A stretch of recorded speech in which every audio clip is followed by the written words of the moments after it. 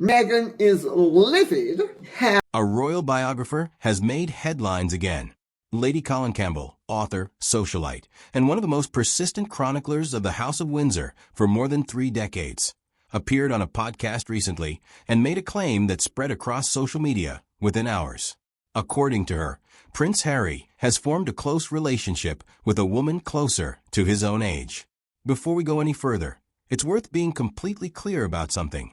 This is a claim made by one source on a public podcast, and it has not been confirmed by Harry, by Meghan, by the palace, or by any other outlet.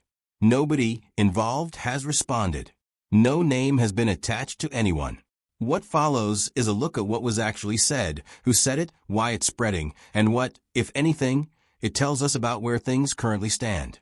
Let's start with the source, because in stories like this, the source matters as much as the claim itself. Lady Colin Campbell has been writing about the royal family since the late 1980s. Her 1992 biography of Princess Diana became a New York Times bestseller and was notable at the time for including details about the collapse of the Wales marriage that the palace had not confirmed. She has since written books about the Queen Mother, about Queen Elizabeth II, and, more recently, about Harry and Meghan specifically. She is not a tabloid stringer working off anonymous tips passed along a chain of unnamed sources.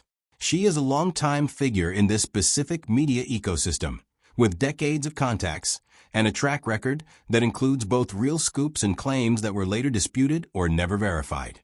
That mixed track record is important context. It doesn't make her claims true. It also doesn't make them worthless. It means they deserve to be treated as what they are, one well-connected commentator's account, not an established fact. On the podcast in question, Lady Campbell described what she said were reports from her sources that Harry had become close to a woman around his own age, someone she suggested he has strong feelings for, and who she indicated may feel the same way about him. She was noticeably careful with her language throughout, repeatedly using conditional phrasing, avoiding the word affair, and noting at points that she was choosing her words carefully for legal reasons. That carefulness is worth sitting with for a moment because it cuts both ways. On one hand, deliberate hedging is simply what any responsible commentator does when discussing unverified claims about someone's private life. It's the correct and cautious way to talk about something you can't prove.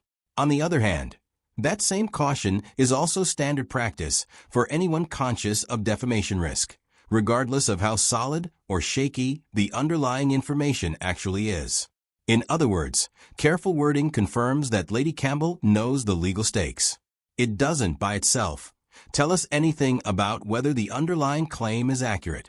When pressed further in a follow-up conversation, she added a few more details, describing the woman as connected to the area around Montecito, California, where Harry and Meghan have lived since stepping back from royal duties. She did not name Montecito itself specifically, and she stopped well short of identifying anyone. No name, no photograph, no documented meeting, no corroborating second source has come forward publicly. That's the entire body of evidence currently in circulation. One person's account of what she says she's been told. So why did this spread the way it did? Partly because of who made the claim, but largely because of timing. Over the past year, royal watchers and casual observers alike have noted that Harry and Meghan have made a number of public appearances separately rather than together. Solo trips, individual events, and stretches of time where they weren't photographed together publicly. Some outlets have tallied these gaps and reported on them as a pattern. It's true that these appearances happened. They're documented on the record, in photographs and event listings. What's far less settled is what any of it means. Public figures, especially ones running individual media and philanthropic ventures, frequently travel separately for entirely mundane logistical reasons, differing schedules, childcare, separate professional obligations.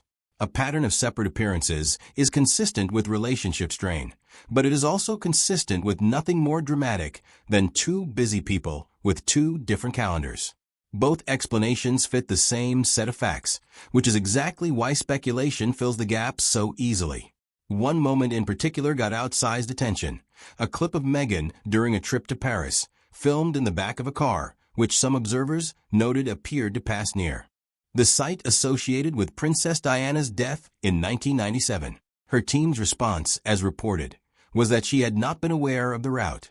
Whether that explanation is fully satisfying is something reasonable people can disagree about, but it's an entirely separate question from whether Harry has a new relationship. Folding it into this story is an example of how loosely connected data points get stitched together into a single, more dramatic narrative than any one piece of evidence actually supports on its own. There's also the matter of history repeating a shape, if not the specifics. Before Meghan, Harry's most significant long-term relationship was with Chelsea Davy, a Zimbabwean-raised woman he dated on and off for roughly 7 years. Harry has spoken about that relationship publicly, including during his 2023 legal proceedings against British tabloids, where he described intense press intrusion, including, by his account, a tracking device found on a vehicle associated with Davy, as a major factor in the relationship's eventual end. That's on the record, in his own sworn testimony, not speculation. After Davy, he was linked to Cressida Bonus for a period. Then came Meghan, and with her, a very public relationship that led to marriage, a formal exit from royal duties in 2020, and a move to the United States. The pattern some commentators point to, intense media scrutiny repeatedly straining Harry's relationships, is grounded in things Harry has actually said. Whether that pattern is now repeating with an unnamed new person is, again, not established. It's an inference laid on top of a documented history, not a documented fact in its own right. It's also worth being honest about the online reaction, because it says something real, even if the underlying claim doesn't hold up. When this story circulated, a lot of the response wasn't shock. It was some version of "I'm not surprised." That reaction reflects a broader shift in how a segment of the public has come to view Harry and Meghan's marriage over the past couple of years, shaped by exactly the kind of separate appearance photos and lifestyle brand coverage described above. That shift in public perception is a real and measurable thing. You can see it in the tone of comment sections and the volume of "here we go again" reactions. But public perception shifting toward skepticism is not the same as a claim being true. Publics can develop a consensus narrative that later turns out to be wrong, just as easily as one that turns out to be right. The fact that a claim confirms what people already suspected makes it feel more credible. It doesn't actually make it more credible. So where does that leave things? Here's a fair summary. One royal biographer, with a long history in this space and a mixed track record of accuracy, has said, using careful hedged language, that she has heard from sources that Harry has formed a close relationship with a woman near his own age, possibly connected to the area where he lives. No name has been given. No independent confirmation has surfaced. Harry, Meghan, and the palace have not commented, and their silence is not itself evidence of anything.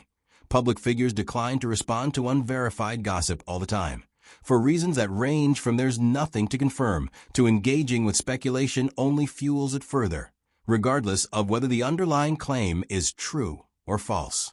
Separately and independently of this specific claim, there is a documented pattern of Harry and Meghan making a number of public appearances apart from one another over the past year, which some commentators have read as a sign of strain in the marriage, a reading that is plausible but not confirmed, since the same facts are equally consistent with ordinary scheduling. There's a broader point worth making here about how stories like this travel, because it's arguably more interesting than the claim itself. A story doesn't need to be confirmed to spread, it just needs to be plausible enough, and to land on ground that's already been prepared by months or years of loosely related observations. Once a public narrative about a couple has started to shift, through genuine documented events like solo appearances, real interviews, and on-the-record court testimony about past relationship strain, new and unverified claims slot easily into that existing frame. They don't feel like they're coming out of nowhere, even when, strictly speaking, they are. That's not a criticism of anyone paying attention to this story. It's simply how information, confirmed or not, moves through an audience that has already been primed by a long-running narrative. It's also worth pausing on the person at the center of the unconfirmed claim, the unnamed woman Lady Campbell referenced. Whoever she is, if she exists at all in the way described, she has not chosen to be part of a public story. Speculating about her identity, guessing at who she might be based on geography or social circles, risks dragging a private individual into a story she never opted into, based on nothing more than a vague description from a single source. That's worth naming plainly, because it's easy to lose sight of in the rush to speculate. Even in a story about public figures, an unnamed and unconfirmed third party deserves not to be turned into a guessing game. For now, that's genuinely where this stands. A claim has been made publicly by someone with real standing in this space, but no independent corroboration behind this particular assertion. It fits into a broader pattern of documented, if ambiguous, public behavior. The solo appearances, the separate trips, Harry's own past comments about how media pressure affected his previous relationships. But fits into pattern and is confirmed to be true are two very different standards, and this story currently only clears the first one. Whether that changes, whether name eventually surfaces, whether Harry or Meghan address it directly, whether other outlets independently corroborate any part of it, is something that will only become clear with time, not with speculation. What is clear is that interest in this story isn't really about any single unverified detail. It's about a broader question that's been building for a while among people who followed Harry and Meghan's post-royal life closely. Whether the version of their relationship presented publicly, through documentaries, interviews, and carefully managed media appearances, has kept pace with what's actually happening behind it. That's a legitimate and interesting question to sit with. It just isn't one that a single unnamed claim on a podcast, however carefully worded, is capable of answering on its own.